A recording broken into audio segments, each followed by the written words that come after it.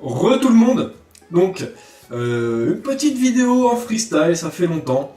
Bon, il y a des gros reflets dans la caméra, donc bon, on va voir ce que ça donne. Hein. On est sur Pokémon version Noir 2. Je continue ma partie, tranquillement. J'essaierai de couper les reflets au montage, comme je fais sur les vidéos en mode rang. Donc, bon, nous sommes devant Cresselia, mais c'est pas le but de la vidéo. Comme vous le savez, je suis en mode chasse aux légendaires. On va prendre notre Cryptero et on va voler à Port Yoneuve. Voilà.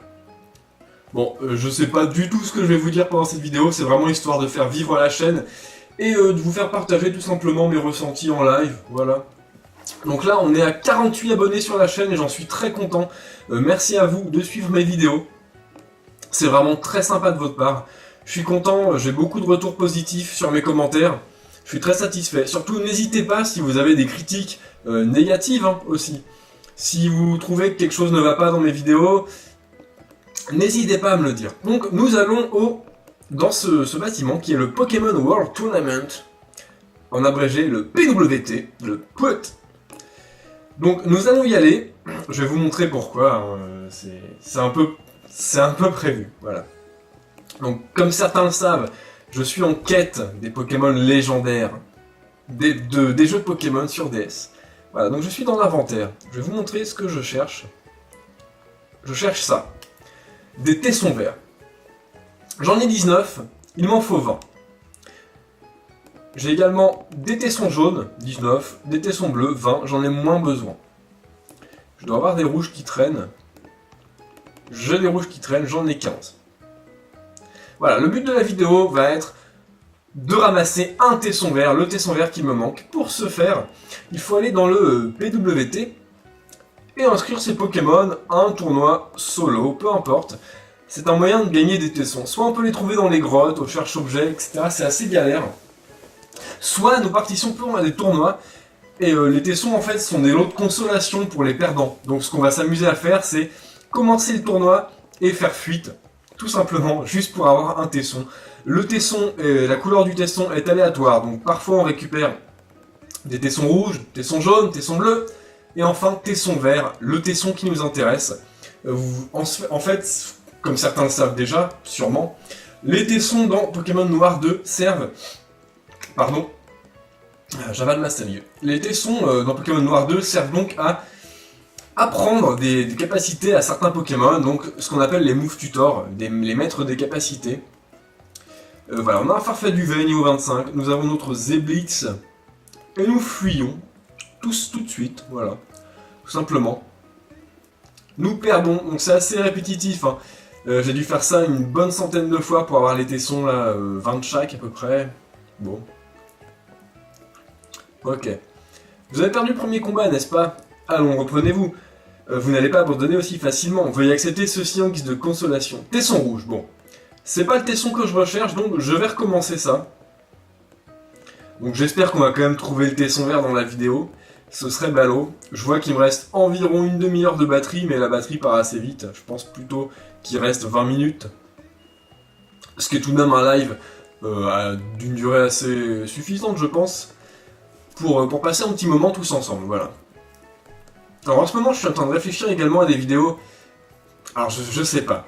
Mais pourquoi pas tenter une aventure Pokémon sur un émulateur avec les commentaires, mais ça demande de la préparation. Il va me falloir un micro-casque parce que là, le son que vous entendez sur mes vidéos sort de la caméra et l'image de mon visage sort de la caméra de mon ordinateur. Donc je fais un montage vidéo, je coupe le son de la vidéo ordinateur, je laisse le son de la caméra, bref. Ça demande une manip tout à fait basique. Mais pour faire un challenge comme ça, je me servirai seulement de l'ordinateur, puisque je prendrai un émulateur, donc je capturerai l'écran de l'ordi, et après je filmerai en cam mon visage, pour les commentaires. Donc je pense que j'aurai un micro-casque, mais bon, c'est pas encore dit, parce que c'est quelque chose qui va prendre du temps. Et voilà, cet été, je pars en vacances au mois d'août, je pars tout le mois d'août quasiment, une bonne partie. D'ailleurs, la semaine prochaine, je pars également en Bretagne, des rencontres de musique irlandaise. Tesson jaune, ce n'est pas un vert. Donc voilà, je pars du 4, 5, 6, je pars à Mesker en Bretagne dans le 44 pour Mesker, on appelle ça Mesker An Session. Donc c'est une session irlandaise, on appelle ça, pour les connaisseurs. Donc je suis musicien et je joue de la musique irlandaise à la flûte irlandaise et flûte traversière, irlandaise également. Voilà, donc bon, je peux vous montrer ce que ça donne, hein, si vous voulez, la flûte irlandaise, ça peut être très fun. J'ai mon instrument toujours près de moi. Bon, évidemment, on va quand même continuer à jouer en même temps. Donc voilà, c'est une flûte en bois, toute simple, toute gentille. Voilà. Vous voyez? Je la mets droite. Voilà. C'est une flûte en bois qui ressemble à ça. Et c'est avec ça que je vais aller m'éclater en Bretagne pendant 3 jours. C'est un petit festival en bord de mer. Et on fait ça, on joue de la musique irlandaise. Il y a beaucoup de monde qui vient pour ça, même des étrangers. Donc très sympa. Si vous voulez, je peux même vous jouer un petit air. Hein. Allez, un petit rapide.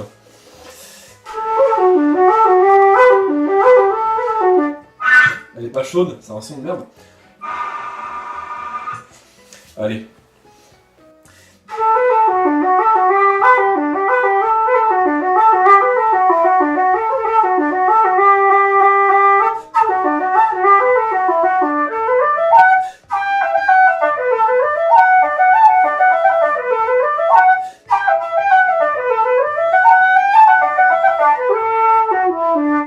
Voilà, donc c'est la flûte traversière irlandaise. C'est l'ancêtre de la flûte traversière classique en métal de maintenant. Ça part complètement en freestyle cette vidéo, c'est pas grave. J'abandonne le combat en espérant que mon petit air de flûte aura ramené un tesson vert. Parce que là j'ai vraiment besoin de ce tesson vert pour continuer la vidéo live. Voilà, donc je suis, comme vous le savez, en quête des légendaires de Pokémon Noir 2. Tesson bleu, j'espère que le prochain sera un vert. Bon alors, j'ai ma petite liste de légendaires. Donc je peux vous donner la liste de ce que j'attrape. Je vais pas vous dire qui j'ai attrapé et qui je n'ai pas attrapé, parce que je vous réserve ça dans une autre vidéo freestyle qui sera un peu un point, juste pour le plaisir, pour vous montrer ce que j'ai attrapé, les IV que j'ai réussi à avoir, la méthode que j'ai utilisée pour les attraper. Également un commentaire personnel sur chaque capture. Quel Pokémon légendaire m'a donné du fil à retordre? Quel Pokémon légendaire au contraire a été très facile à capturer? Quel jeu j'ai fait? Parce que pour l'instant vous savez que j'ai joué sur Cœur d'Or aussi. Noir 2 évidemment. Ça me gratte le nez, c'est un peu chiant. Voilà. Alors il y a Lugia, Ho-Oh, Entei, Raikou, Suicune, Elector, Sulfura, Articodin, Mewtwo, Kyogre, Latios, Latias, Cobaltium, Terrakium, Viridium, Reshiram, Zekrom, Kyurem, Latios, Latias. Également sur Cœur d'Or et sur Noir, donc potentiellement je peux les capturer 2 fois. Pareil pour Viridium, Terrakium et Cobaltium. Ensuite nous avons Regice, Regirock, Registeel ainsi que leur maître Regigigas. Nous avons Créelf, Créfadet, Créfollet, Cresselia. Et enfin, Itran, que vous avez vu dans ma vidéo précédente qui est un combat Wi-Fi. Donc voilà, tesson bleu, toujours pas vert. C'est pas grave, on recommence. Donc tous ces Pokémon légendaires, j'ai décidé de partir en quête, de les capturer. Alors, me demandez pas pourquoi, moi qui est un joueur essentiellement de Pokémon de sous-tiers, je sais pas pourquoi.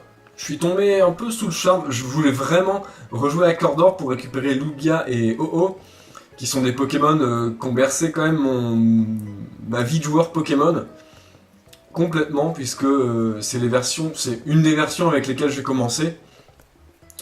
Donc Lugia, je trouve vraiment trop classe, et c'est trop nostalgique pour moi, j'avais vraiment envie de le récupérer. Donc Lugia, vous savez très bien que je l'ai récupéré, vous avez vu la vidéo. Voilà, bon, le reste vous verrez, je vous ferai une vidéo assez sympa je pense, pour les gens qui aiment bien les vidéos où je blablate, hein. Évidemment ce sera pas du combat Wi-Fi ni rien. Par contre je m'en servirai quand même en combat Wi-Fi, des Pokémon légendaires, évidemment les Uber à l'occasion de combat Uber, mais les semi-Uber je m'en servirai bien en combat OU, ou même dans une team mixant les tiers. Alors fuite contre ce Carapagos. Alors on espère vraiment avoir un tesson vert ce coup-ci, ce serait très cool. Ce serait très cool. Allez, tesson rouge. Ah, toujours pas de vert. Bon, désolé, c'est un peu long. Hein. En même temps, c'est plus pour avoir une image. C'est plus un prétexte pour tout simplement que je puisse vous raconter ma vie et ce qui me passe par la tête. Parce que, bon, les lives comme ça, c'est complètement improvisé. Voilà. Donc, bon. Donc j'espère que d'ailleurs que le combat miracle numéro 2 vous a plu. Ça a été que du fun pour Blaster et moi de faire ce match. Franchement, on s'est éclaté. On était chez moi, on a passé une soirée, on a joué jusqu'à 4h30 du mat. C'est quand même pas mal. Alors lui, il essayait de capturer, pas Cresselia, mais Giratina. Voilà, en fait, ma chasse au légendaire, là, il a clairement donné envie de lui aussi s'y mettre. Donc, il s'en refait la version platine et il a capturé un Giratina d'ailleurs qui a des IV de malade. Alors, je sais pas si j'ai son message encore, parce que on communique par SMS aussi, on est un peu technologique. Alors, je vais vous dire ça. Alors, son Giratina, 17, 23, 31, 31, 29, 25. Je sais pas si vous vous rendez compte, mais pour un légendaire capturé sur des versions autres que Pokémon XY, les IV sont quand même relativement très élevés. Et c'est un très bon Pokémon. Il est en forme originelle, donc la forme plutôt offensive de Giratina. Alors, nous avons reperdu encore une fois. Ah, tesson jaune. Oh. Je veux un tesson vert, madame, s'il vous plaît. Il reste 20 minutes de vidéo. Je veux un tesson vert et montrer à mes abonnés un peu ce que je compte faire de ces tessons verts. Non, je veux pas voir le résumé de mon Cryptero, merci. Voilà, j'inscris mes Pokémon. Nous allons à ce tournoi pour perdre. Alors d'ailleurs, le petit ordi là, qui était sur la gauche du joueur, de mon avatar dans le jeu, je pense qu'on peut voir le nombre de victoires et de défaites au tournoi. Je crois que je vais y jeter un oeil pour essayer de voir combien de fois j'ai fait ce tournoi et combien de fois j'ai abandonné surtout. Ça risque d'être assez drôle. Donc là, bon allez, je peux vous spoiler un petit peu mes captures. J'ai capturé des golems, 2 golems, et avec les tessons verts, je leur ai enseigné piège de rock, ce qui est vraiment, franchement, très cool. Les moves tutors sont très bien dans noir 2 et blanc 2. On a accès à piège de rock, à glade soin. Je trouve que dans Pokémon, il y a un manque cruel de Pokémon qui peuvent faire glade soin, les Healbellers on les appelle. Il y a un manque cruel de ces Pokémon stratégiques. Le format est très offensif et voilà. Moi j'aime beaucoup dans mes teams avoir un aromathérapeute ou un Healbeller qui est là pour soigner les statues. J'aime beaucoup. Vous voyez que je joue Cocotine, Mélodelph, tous ces Pokémon qui ont le même rôle. Tesson rouge, c'est toujours pas ce qu'on veut. Donc vous voyez le temps que ça peut mettre d'avoir un tesson vert. Parfois on en a 2 de suite, 3 de suite. Hein. Mais là c'est pas le cas. Bon. On y va, Abra, Crapustule et Cryptero. Donc Noir 2, alors le jeu, ce que j'en pense, bah honnêtement je suis assez déçu. Alors d'accord, il y a des trucs bien, les moves tutor, bon on a des objets, love chance dans l'aventure, etc. qui aident vraiment la progression, qui sont sympas. Les combats sont cool. Par contre, je trouve que les graphismes sont pas si bien que ça, surtout pendant les combats. En fait, on a joué, j'ai joué à Pokémon Cœur d'Or, comme vous l'avez vu. Comme vous l'avez vu sur mon autre freestyle. Voilà, on a aussi Pokémon X, évidemment, vous le savez très bien. Le truc, c'est que les combats sur Cœur d'Or et Platine sont les mêmes graphismes. Comment dire, l'apparence des Pokémon est très nette, les pixels sont très fins, c'est très fin. Et je trouve ça très beau, c'est vraiment à l'ancienne. On a l'impression de jouer sur GBA, mais en vraiment très bien fait. Par contre, Noir 2, je trouve que les Pokémon sont très pixelisés, et en plus les mouvements sont pas du tout naturels, on dirait vraiment des robots. On sent bien que c'est une transition entre les versions Cœur d'Or et X, par exemple. On sent très bien que c'est un mélange des deux un peu, et que ça a vraiment franchi le pas. Tesson rouge. Je veux un tesson vert, j'ai envie de montrer à mes abonnés ce que je compte en faire. Vite! On s'inscrit encore, donc c'est assez long. Voilà. Donc vous allez, évidemment, ça va vous spoiler un petit peu ce que j'ai capturé, hein, mais bon, c'est pas bien grave. Donc vous avez vu au début de vidéo que j'étais devant Cresselia, très galère à capturer, niveau 68, donc d'accord. En plus, il a un rayon lune, donc ça sert pas à grand chose de l'affaiblir en fait. Je m'amuse à le paralyser et à le spammer de sombre ball, tout simplement. Je m'arrange pour régler l'or de ma console afin que le jeu se déroule la nuit. Ce qui est pour moi la meilleure méthode de capture, la sombre ball. Je sais pas comment ça se capture, mais comment ça se calcule, mais en gros, il y a des valeurs, des coefficients de capture, je sais pas trop. L'hyperball a un pouvoir de 1 et la sombre ball 4. Donc ça a quand même 4 fois plus de chances qu'une hyperball apparemment. Ce qui est vraiment pas mal. Ok. On perd encore une fois ce tournoi. Alors je vais devoir m'amuser à couper tous les petits reflets au montage. Ça va être très très drôle. Allez, s'il vous plaît, un tesson vert, madame. Mademoiselle, je ne sais pas. Tesson jaune. Bon, on va aller voir l'ordi un petit peu, tiens. Historique des victoires. Une victoire. Alors, il n'y a pas écrit les défaites. C'est dommage. Je pense qu'il y en a au moins une centaine. Non, peut-être pas... Oui, une centaine, hein, une centaine. À l'aise. Alors en fait, pendant qu'on a fait notre soirée Pokémon avec Blaster... Blaster, vous avez vu sur la chaîne, évidemment, sur les combats miracles. Nous avons... moi, je m'amusais à capturer les golems. Donc j'ai réussi quand même à capturer les 2 golems que je voulais... pendant la soirée, pardon. J'ai un peu de mal. Avec des bons IV, et j'ai réussi à leur mettre piège de roc et à les transférer sur Pokémon X. Et j'étais très content de les voir en 3D, ils sont vraiment très classe, et je compte bien m'en servir. C'est vraiment des Pokémon qui me rappellent mes débuts dans la stratégie, donc des Pokémon qui me tiennent à cœur. Alors, on va s'amuser à reperdre ce tournoi. Je vais changer un peu de position. Voilà. Un petit peu en mode gargouille, là. Ok.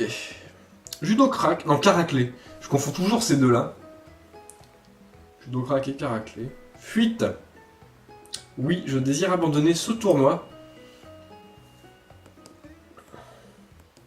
Allez, j'espère que cette fois-ci on aura le dernier tesson vert qui me manque. En plus, la dame est verte, elle devrait avoir une préférence pour le tesson vert. Tesson vert. Nous avons donc 20 tessons verts, ce qui est plutôt une très bonne chose. Nous allons maintenant nous rendre dans une ville où on va pouvoir aller voir le maître des capacités. Il y en a 4 maîtres des capacités en fait. Et chacun se trouve dans une ville différente, et chacun apprend des moves différents. Je crois que le nôtre est à Maillard. Ou Mellard, non Maillard. Maillard je pense. Ce qui va nous intéresser, c'est piège de roc. En plus, je les ai notés quelque part, mais je ne sais plus où. Aïe, aïe, aïe. Je suis vraiment bordélique. Ok, donc il y a un move tutor quelque part, alors je ne sais plus exactement où il se trouve. Est-ce qu'il serait pas là par hasard? Il n'est pas là. Il doit être dans une baraque par là. Ah, c'est dur à trouver. Alors, où tu te trouves, petit mouton? Ah, il est là. On a de la chance. Donc, c'est les messieurs comme ça. Je suis le maître des capacités. Veux-tu que j'enseigne une capacité à l'un de tes Pokémon? Oui, bien. Choisis donc une capacité. Bonjour, monsieur. Je voudrais que vous appreniez piège de roc à mon Pokémon. Cré-Elfe veut apprendre piège de roc. Donc voilà, tout simplement, c'est pour ça que je cherchais des tessons. Donc comme vous voyez, le Cré-Elfe a également Glade Soin. Carillon apaisant qui soigne les Pokémon de statut de toutes les équipes. De statut de tous les Pokémon de l'équipe. Bon, ça veut pas dire grand chose. On va lui retirer Préscience, on va lui mettre piège de roc. Voilà, donc mon Cré-Elfe, évidemment, sera un Pokémon de soutien, un Heal-Beller. Je vous spoil un peu, hein, bon. On va dire que les gens qui suivent mes vidéos live et mes vidéos un peu plus blabla vont plus savoir ce que je vais sortir. Et il y en a un autre qui doit apprendre piège de roc. On va aller chercher dans l'ordinateur. Ah non, je veux pas déposer, s'il vous plaît. Je préfère déplacer. Alors, bon, on entend sûrement les bruits des boutons, des touches qui font assez de bruit. Équipe Pokémon. Voilà, donc voilà. Là, ça c'est mon Créelf. Piège de roc et Glade Soin en Move Tutor. J'ai également Créfadet qui a Psy Coup de Boule et Point de Feu. Donc il est jovial, il sera physique. Probablement Choice Bander. Voilà. Avec demi-tour et explosion. Si vous voulez avoir vraiment tout le moveset. C'est comme ça que j'ai décidé de le jouer. Les deux autres sont plus en soutien. Voilà, donc je vais apprendre également Piège de roc à ce Créfollet, qui est un Pokémon complètement test, hein. Il est modeste, full attaque SP, full PV, et il est là pour poser les pièges et ensuite frapper. Donc je vois qu'il peut apprendre Colère, c'est très intéressant. Apprendre Piège de roc, voilà, à la place de photocopie. Donc maintenant, je n'ai plus de tesson vert. Dommage. Il va falloir que je recommence la manipulation que vous avez vue si je veux apprendre Piège de roc à quelqu'un d'autre. Heureusement, je crois que j'ai plus besoin d'apprendre Piège de roc à personne. Ce qui est plutôt cool. Alors maintenant, ce que je vous propose pour la fin de la vidéo, je sais pas si j'aurai l'imagination pour ça, mais on va prendre les trois craies, j'appelle ça, les trois lutins là, et on va s'amuser à aller leur donner leur surnom en direct. Donc vous les voyez, hein. Créfadet, Créfollet, ainsi que Créelf. Leurs stats vous seront dévoilés plus tard, enfin leur IV en tout cas. Alors vous attendez pas à des trucs de ouf parfaits, hein. Comme je vous le dis, capturer des légendaires comme ça avec des bons IV, c'est quand même assez compliqué. Cryptero, emmène-nous à Volucité, s'il te plaît. C'est l'endroit où on peut trouver le donneur de nom Pokémon, le surnom. Une fois que je les aurai renommés, je couperai la vidéo et j'irai tout simplement les admirer sur Pokémon X après les avoir transférés grâce à la Pokébank que j'ai acheté 5 € pour 1 an. Je sais que ça me servira également pour Omega Ruby ou Omega Saphir, je ne sais pas encore. Probablement Ruby, parce que j'ai vraiment un faible pour Groudon. Voici donneur de nom. Alors comment on va les appeler? Ça c'est le problème. Alors on ne les voit pas sur l'écran du haut. Créfadet. Créfadet c'est la volonté. On va pas les appeler volonté, c'est un peu bidon. J'avais une idée, c'est de m'inspirer de la Triforce de Zelda. Même si je suis pas un grand joueur de Zelda, les appeler force, courage et sagesse. Ce qui pourrait être pas mal. Je pense qu'on va faire ça. Je ne sais pas trop ce qu'on pourrait leur donner d'autre comme nom. De quoi je pourrais m'inspirer. Pourquoi pas m'inspirer de Lovecraft, qui est un de mes auteurs préférés. Donc j'adore Lovecraft et tous les mythes qui tournent autour de lui. Donc je sais pas si certains connaissent le Necronomicon, évidemment, qui n'est pas un vrai document. Le Necronomicon, c'est un livre qui est censé être un livre écrit par un arabe fou qui aurait le pouvoir, qui recèlerait la puissance nécessaire pour invoquer les grands anciens, qui sont des divinités terrifiantes qui hantent le cosmos. Et voilà, bon, on a tout plein d'incantations là-dedans, qui sont très sympas. On a aussi tout plein de sortes de glyphes, des sceaux. Pourquoi pas de m'inspirer de ce bouquin.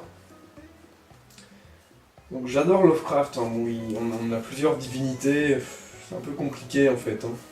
Ça va être très dur de fouiller le livre. J'en suis à peine au début, vous voyez mon marque-page. Bon. On va laisser ça de côté. Comment on pourrait les appeler? Créfadet, Créfollet, Créelf. Peut-être des noms elfiques inspirés de Tolkien? Pourquoi pas? Pourquoi pas? Ils n'ont pas de sexe, donc on ne peut pas les appeler Galadriel, etc.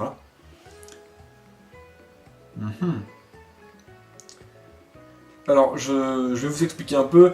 Mais Cobaltium, Viridium et Terrakium, je leur ai donné des noms inspirés de Tolkien, des noms d'endroits. Mon Terrakium, qui correspond à la Terre, s'appelle Moria, comme les mines de la Moria. Mon Cobaltium s'appelle Gondolin, qui correspond à une cité des hommes, une majestueuse cité dans Tolkien, dans le Silmarillion, qui est un livre qui explique la mythologie un peu de Tolkien. Hein. C'est avant Seigneur des Anneaux, largement avant. Très intéressant, assez compliqué à lire, je le recommande tout de même aux fans. Et enfin, j'ai mon Viridium qui s'appelle Fangorn. Fangorn qui est donc la forêt de Fangorn dans Tolkien. Bon.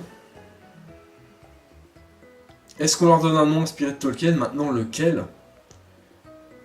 Peut-être les trois mages? Gandalf, Radagast et le troisième, je ne sais plus. Je vais aller tout de suite chercher mon encyclopédie Tolkien et on va le savoir.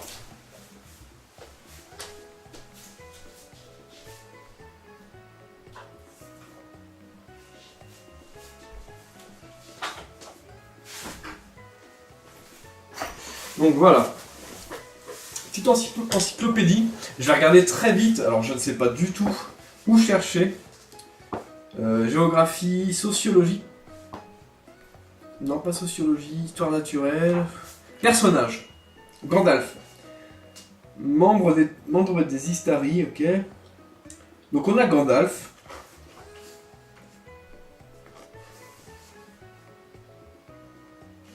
Je pense qu'on va en appeler un Gandalf. Alors peut-être dans sociologie, on aura les Istari. On va essayer de faire vite. Hein. G-H... I. Istari. Istari. Quand 1000 ans se furent écoulés au 3e âge du soleil, un vaisseau elfique vint de la mer occidentale et aborda au Havre Gris. Il me reste 5 minutes, on va essayer de faire très vite. À son bord se trouvaient 5 hommes âgés, avec une longue barbe blanche vêtue de grandes capes, chacune de couleurs différentes. Chaque homme portait un chapeau pointu et de hautes bottes de voyage noires, et tenait un long bâton. C'étaient les Istari que les hommes appelaient les mages. Leurs chapeaux et leurs bâtons étaient les insignes de leurs offices. Ils constituaient un ordre et une fraternité envoyés sur la terre du milieu depuis les terres immortelles, car on avait perçu un grand mal qui s'étendait sur les terres mortelles. D'accord ? On n'a toujours pas de nom. Gandalf. Le plus célèbre est appelé Gandalf, très bien. Mithrandir, qui est son nom elfique. Radagast le brun. Alors, ils sont pas bruns. Je pense que Créfadet va se faire renommer Gandalf. Allez. On va faire vite, il reste 4 minutes. Créfadet. Ou Mithrandir, hein. Mithrandir. Mithrandir. Mithrandir. M. ITH. Très bien. T. H. Et Randir. R.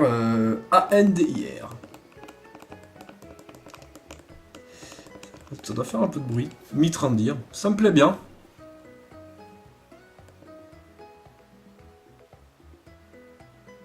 Très bien. Maintenant, nous avons Radagast, le brun. Et nous avons évidemment Saruman. J'ai complètement zappé que Saruman était un Istari, je suis complètement débile. Très bien. Bon allez, on va faire ça. Radagast sera Cré-Elfe.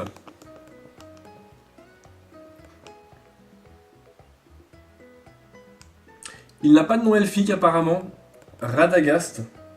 Alors Radagast, je ne sais pas si vous savez, mais ça s'inspire complètement de la mythologie nordique.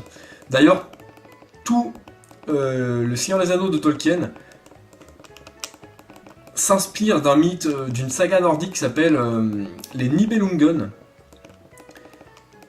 Et je vous conseille cette saga, cette histoire, qui est à base d'anneaux de pouvoir, etc.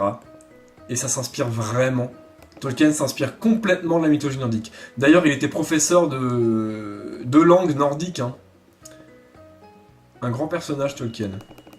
Et le dernier, c'est donc Saruman. Est-ce qu'il y a un nom elfique? Le dernier des Istari, Saruman le Blanc, que les elfes appelaient Kurunir. Kurunir. Kurunir. C'est parti.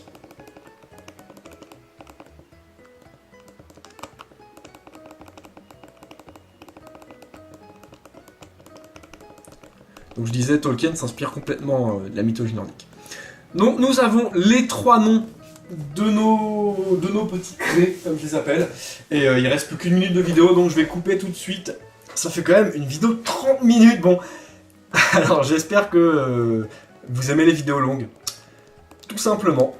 Voilà, j'espère que vous avez apprécié ce petit moment passé en ma compagnie. Vous en savez un peu plus sur moi, même sur les aspects un peu plus personnels, mais ça me fait plaisir. Voilà. Je sais pas si je peux dire jouez les Pokémon que vous aimez, parce que c'est pas vraiment un combat. Allez, jouez les Pokémon que vous aimez et amusez-vous bien. Salut à tous!